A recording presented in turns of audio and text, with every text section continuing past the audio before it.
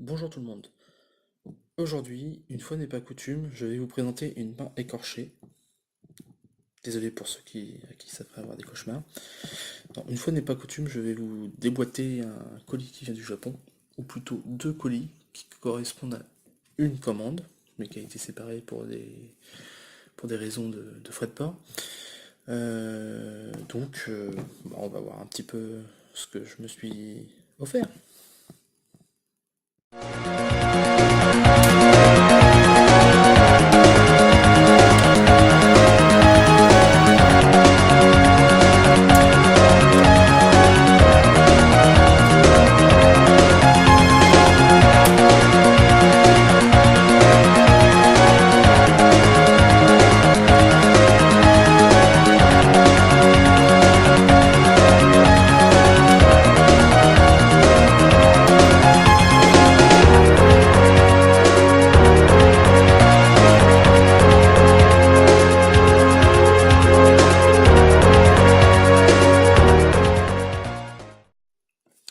Alors donc, le premier colis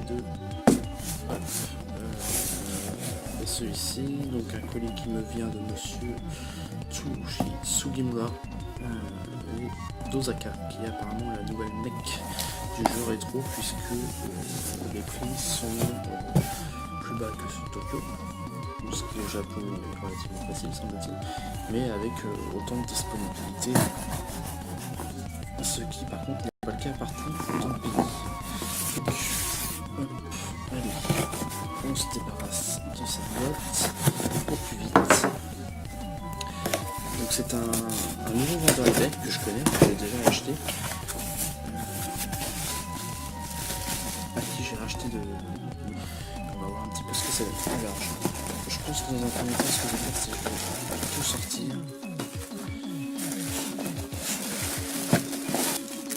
Et puis, on va regarder tout dans le détail. Vous avez le droit à un décutage du deuxième colis. Parce que, en fait, ça fait du bruit, c'est pas hyper intéressant. Donc, autant s'en laisser. Plutôt que de faire traîner une activité.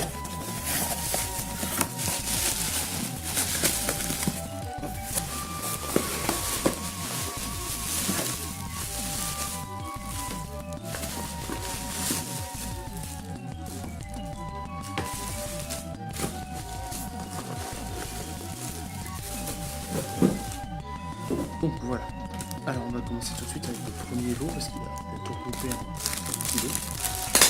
Voyons voir ce que ça donne. Voilà, voici le premier lot composé d'un jeu Game Boy Advance qui est Prince of Tennis 3 Cool Blue. Donc alors Prince of Tennis est basé sur une série de mangas relativement connue. Le jeu en lui-même je l'ai pris parce qu'il était pas cher. Enfin, c'était pas cher en fait, c'est que des enchères que j'ai gagnées et je les ai gagnées pas cher. C'est pas exactement la même chose. Et comme en ce moment j'aime beaucoup la GBA, du coup j'en ai pris quelques-uns un petit peu comme ça pour voir, dont celui-ci, donc qui est hyper complet. Donc bien sûr c'est un jeu de tennis avec la pin card et puis les personnes elles-mêmes les CD. Carte qui a été fournie avec le jeu, ce qui est sympa. Hop, allez, on met ça, c'est pas le plus important. Et donc le jeu en lui-même, là on nous indique pas trop. Alors est-ce que c'est un RPG, est-ce que c'est dans le milieu du tennis, je ne sais pas. J'ai déjà un RPG dans le milieu du golf, ça me permettra peut-être d'avoir qui est hyper complet. On va voir ce que ça donne. Je l'ai gagné pour $1. Qu'est-ce que là j'ai envie de dire. Hop. Voilà. Ensuite, qu'est-ce que j'ai d'autre? C'est ici.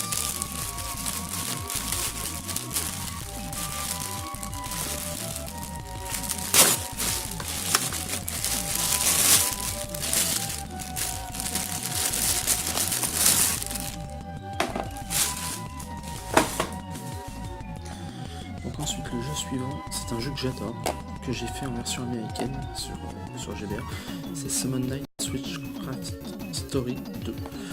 Donc c'est un RPG, vue de côté, un petit peu à la Tales of Symphonia.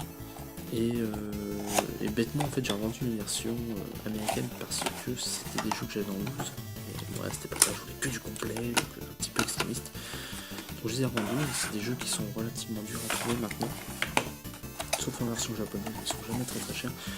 Mais alors là, celle-ci, je l'ai eu pour 2$. Donc ça bat tout. Et c'est un jeu en fait qui est vraiment très sympa, un petit peu style Dungeon RPG, mais non, pas Dungeon RPG, c'est du classical RPG, mais avec un hub central et après il nous envoie en mission à droite à gauche. Donc du coup on peut pas vraiment être bloqué, ce qui offre pas mal d'avantages. Hop. Très très bon jeu, j'ai vraiment adoré ce jeu. Ensuite,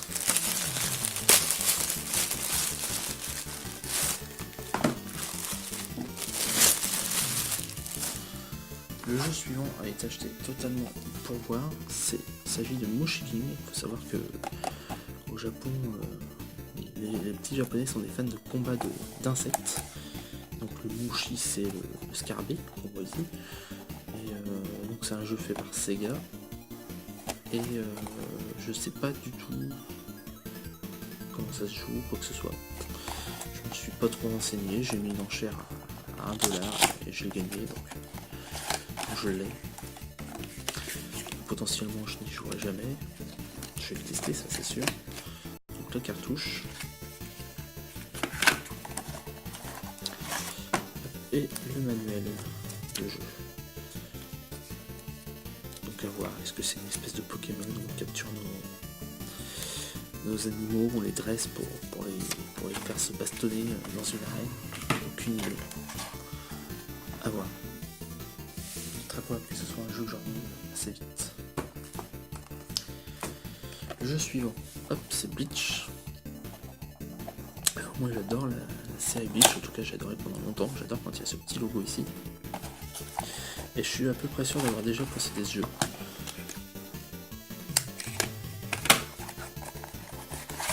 Donc on va regarder d'abord derrière, qu'est-ce que c'est.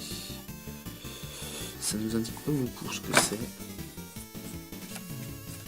Donc le jeu est complet avec toutes les cartes d'enregistrement et autres petites choses. Ça a l'air d'être ça n'a pas l'air d'être un jeu d'action comme il peut y avoir sur PSP avec comment dirais-je, les Soul Carnival qui étaient très bien. Il faut que je me retrouve un jour.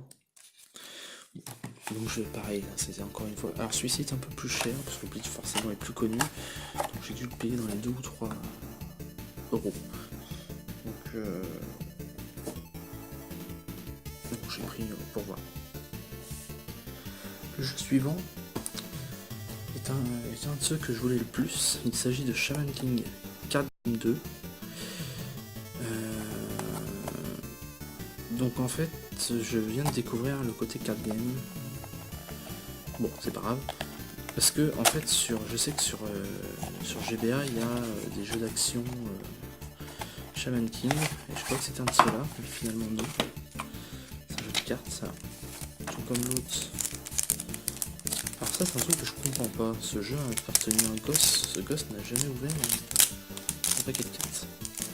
Bref. Donc bah oui, alors là c'est un petit peu une mini douche froide, c'est un jeu de cartes en fait. Donc bon, à tester. Je suis beaucoup moins content de l'avoir du coup, mais bon, je l'ai, donc je vais pas faire la goule. Donc là nous avons l'intégralité des jeux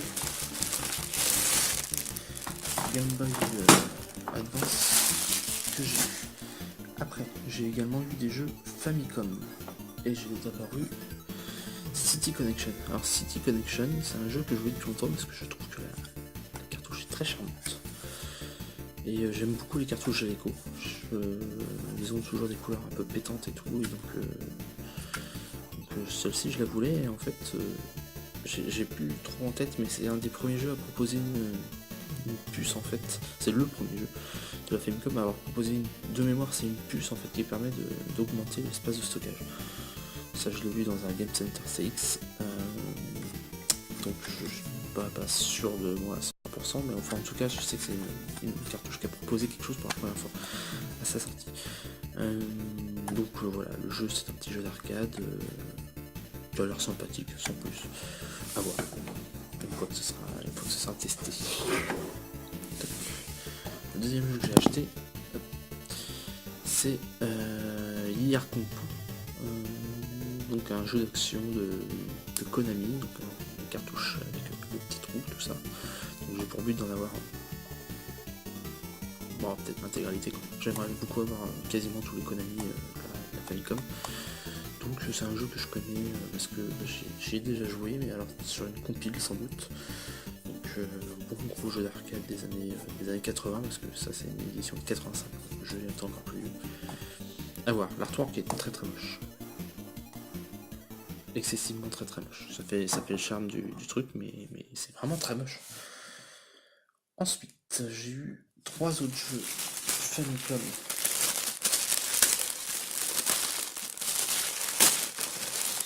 Mais ce coup-ci complet. Et ce sont, dans un premier temps, Jump Anniversary Hero Retsuden. Alors, on peut voir ici beaucoup de personnages connus, et beaucoup d'inconnus pour nous, mais qui étaient connus au Japon. Donc je reconnais ici Sangoku, Seiya, Kenshiro, Arale. Ici on a, ça doit être Olive et Tom, un des, comment dirais-je, des supporters, voilà. Ah, voilà. Depuis tout à l'heure je montre quelque chose qu'on ne voit pas. Donc un des supporters d'Olive et Tom, mais peut-être pas. Ici on a Lei de High School Kimengumi. Je suis quasiment sûr d'avoir déjà vu ça, mais bon, bref. Et j'ai Kinnikuman, et puis ici, ça c'est un jeu que j'ai sur Famicom, mais bon, bref. Toujours est-il que c'est un RPG qui a été fait dans le monde fictif des héros de Shonen Jump, donc le magazine de prépublication japonais de manga. Alors, c'est une cartouche qui a la même forme que les RPG de chez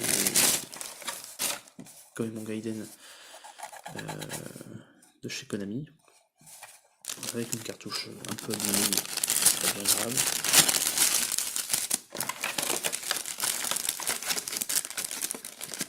Hop là, et la notice, avec cette espèce de mode, en fait, c'est à l'époque colorisé, mais pas trop, avec seulement certaines couleurs, généralement du chaud, du froid, et c'est tout. Donc voilà, qui a un certain charme, hein. C'est très années 80, donc je suis plutôt très content d'avoir ce jeu-là. Je vais tester, puis on va voir ce que ça vaut. Le jeu suivant, c'est pareil, je suis content de l'avoir. D'un pur point de vue collection, c'est Final Fantasy 2. Donc j'ai récupéré mes 2 Final Fantasy que j'avais depuis que j'ai revendu à un moment donné. Il manque plus que le 1 maintenant. Donc Final Fantasy 2 complet, la cartouche. J'adore les artworks de Final Fantasy sur PlayStation. Et le manuel qui n'avait pas été ouvert depuis 150 ans. Voilà, encore une fois avec plus ou moins bicolore, des dessins d'Amano qui jalonnent ce livre. Donc vraiment un achat de collection, parce que je le ferai pas, hein. Final Fantasy 2, j'ai eu l'occasion de le faire sur GBA, et j'ai pas spécialement... Oh, le 2, remarque, j'ai pas allé très loin, c'est surtout le 1 que j'ai fait. Et j'ai pas spécialement aimé, donc du coup, je ne sais pas si je me tenterai une nouvelle fois. Le dernier jeu que j'ai eu pour la Famicom, je suis hyper content de l'avoir aussi, c'est Itsu. Donc Is chez nous, dans son itération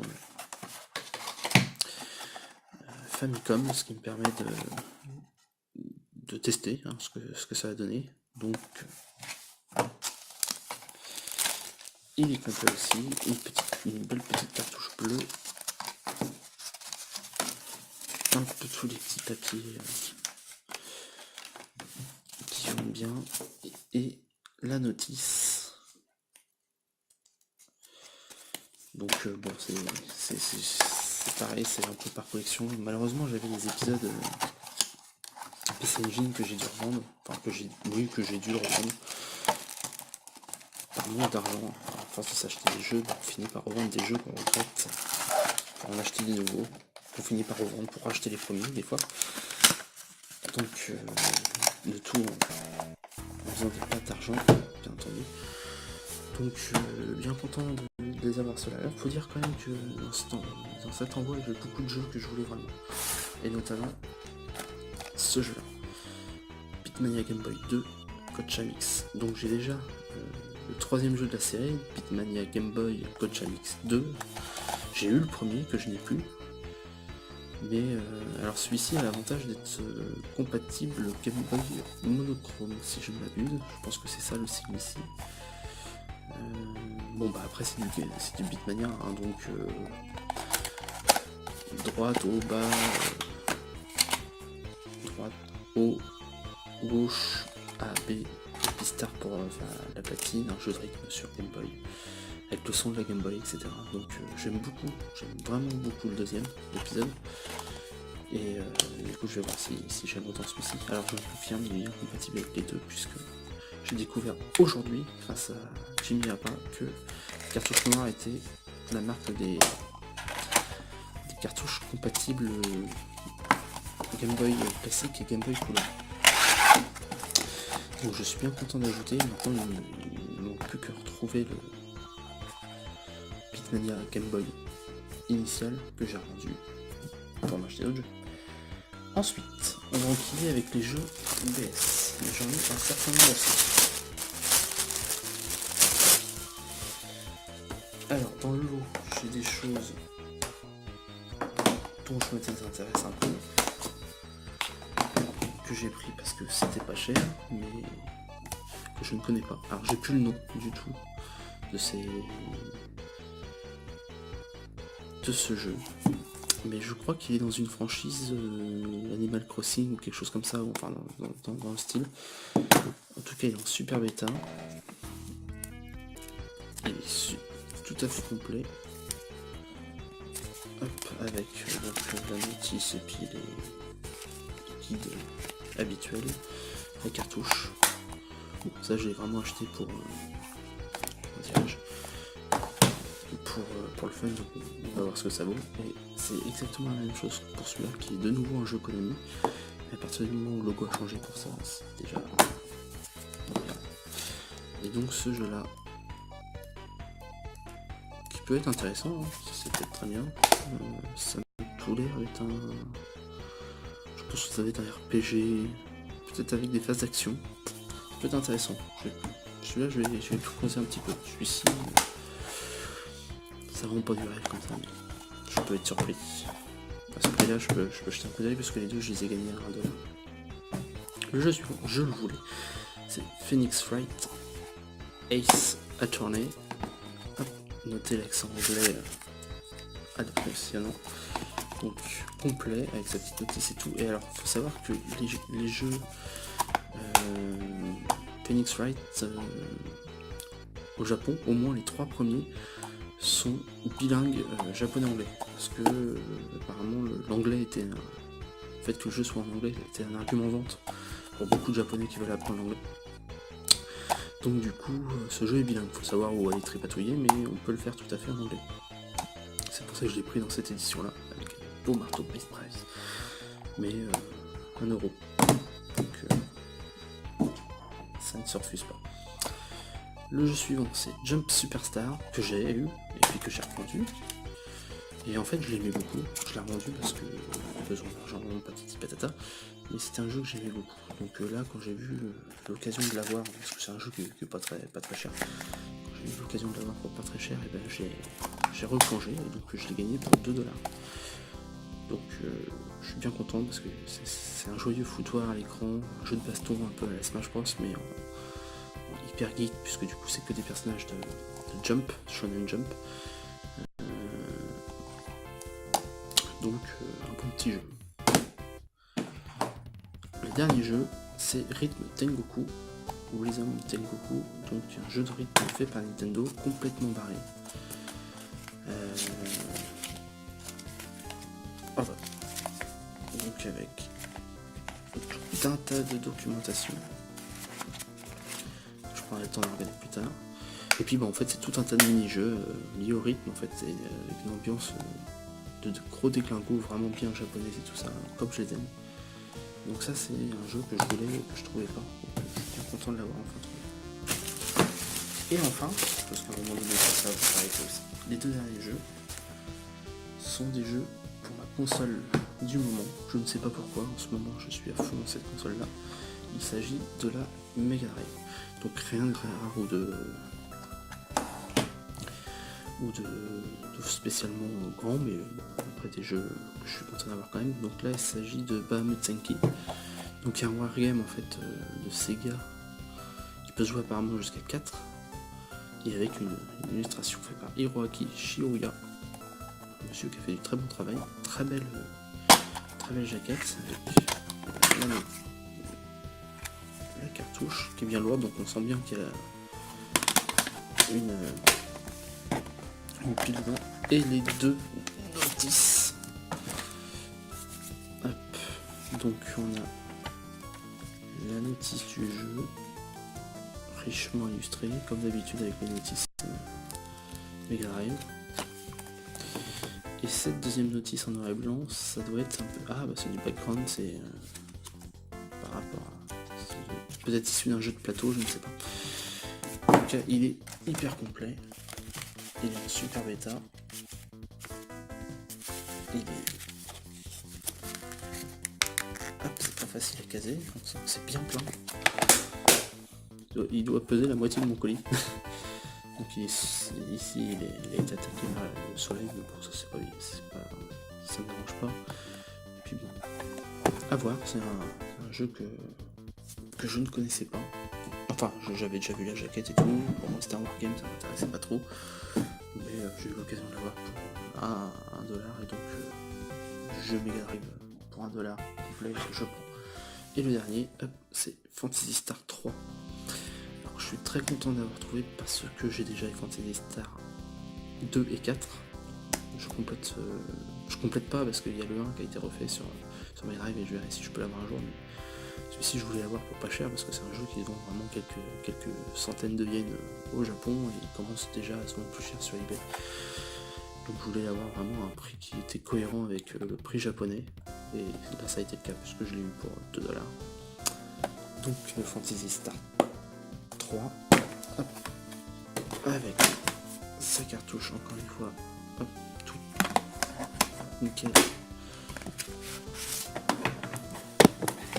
Et il est lourde puisqu'il y a le pile de sauvegarde, la carte réglementaire qu'il y a avec tous les Phantasy Star.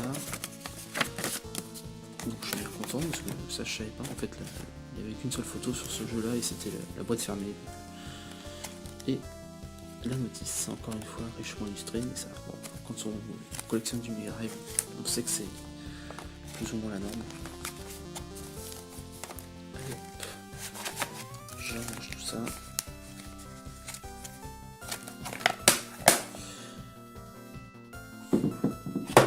Et donc voilà, ma commande pour cette fois-ci. Donc là, c'est une énorme commande. Je fais rarement des commandes aussi grosses.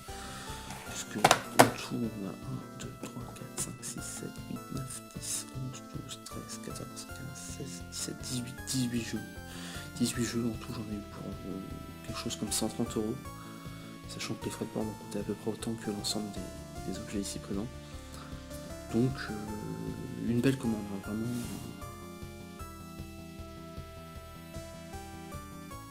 Beaucoup de choses que je suis vraiment...